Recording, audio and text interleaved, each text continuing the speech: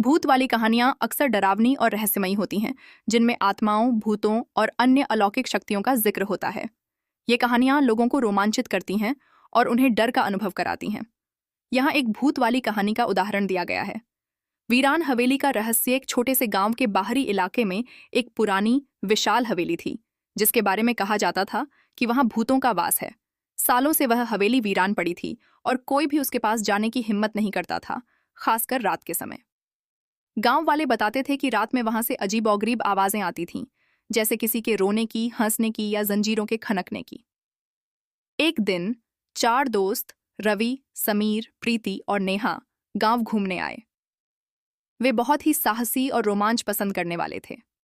उन्होंने गांव वालों की बातों को सिर्फ अफवाह समझा और हवेली के रहस्य को जानने का फैसला किया। गांव वालों ने उन्हें बहुत रोका, लेकिन वे नहीं माने। अंधेरा होने लगा था और चारों दोस्त हवेली के मुख्य दरवाजे पर पहुंच गए। हवेली का गेट पुराना और जंग लगा हुआ था, जो उनके धक्के से चीखते हुए खुला। अंदर कदम रखते ही उन्हें एक अजीब सी ठंडक महसूस हुई, जबकि बाहर गर्मी थी। धूल और जाले से भरी हवेली में चारों ओर सन्नाटा पसरा हुआ था। उन्होंने अपने मोबाइल की फ्लैशलाइट जलाई और धीरे धीरे अंदर की ओर बढ़ने लगे। वे एक बड़े हॉल में पहुंचे, जहां टूटे हुए फर्नीचर और फटी हुई तस्वीरें थीं। तभी प्रीति को एक कोने से किसी के फुसफुसाने की आवाज सुनाई दी। वे सब एक दूसरे की तरफ देखने लगे, लेकिन उन्हें कुछ दिखाई नहीं दिया। जैसे ही वे आगे बढ़े, एक पुराना पियानो अपने आप बजने लगा। धुन इतनी डरावनी थी कि सबके रोंगटे खड़े हो गए। समीर ने हिम्मत करके पियानो की तरफ देखा, लेकिन वहां कोई नहीं था। डर के मारे नेहा चिल्ला पड़ी और भागने लगी। बाकी दोस्त भी उसके पीछे भागे। वे हवेली के एक गलियारे में पहुंचे, जहां दीवारों पर पुरानी पेंटिंग्स लगी थीं।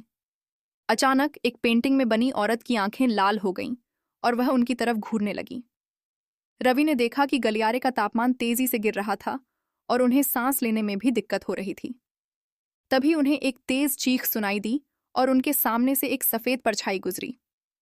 परछाई इतनी तेजी से गुजरी कि वे समझ नहीं पाए कि वह क्या था।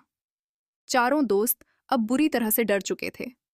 वे किसी भी कीमत पर उस हवेली से बाहर निकलना चाहते थे। भागते हुए वे एक सीढ़ियों वाले हिस्से में पहुंचे। जैसे ही उन्होंने सीढ़ियों पर कदम रखा, सीढ़ियां अपने आप चरमराने लगीं और उन्हें लगा जैसे कोई अदृश्य शक्ति उन्हें नीचे खींच रही हो। वे गिरते पड़ते किसी तरह बाहर की ओर भागे। जब वे हवेली से बाहर निकले, तो उनकी सांसें तेज चल रही थीं और वे पसीने से तरबतर थे। उन्होंने पीछे मुड़कर देखा तो हवेली की एक खिड़की से एक